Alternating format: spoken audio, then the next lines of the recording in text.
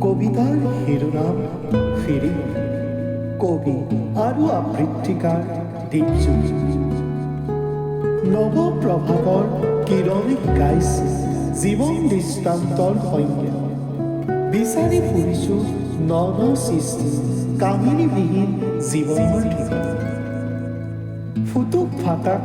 পখিলাটিৰ দৃষ্টি ফুলৰ পাহিটিৰ মুধচ নিক্ষেপ কৰিছোঁ নিজকে লক্ষ্যৰ বিশাল আকাশে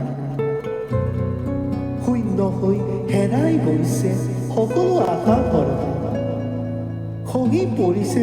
জীৱনৰ মায়া কেৱল স্বৰ্ণ পাবলৈ ব্যৰ্থ নহয় বিফলতাৰ দৰে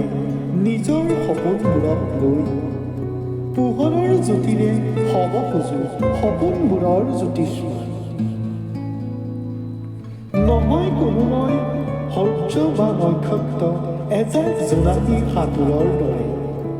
হ'ব খোজোঁ মাথো এটা সফলতাৰ চাবিকিৰ ফিৰি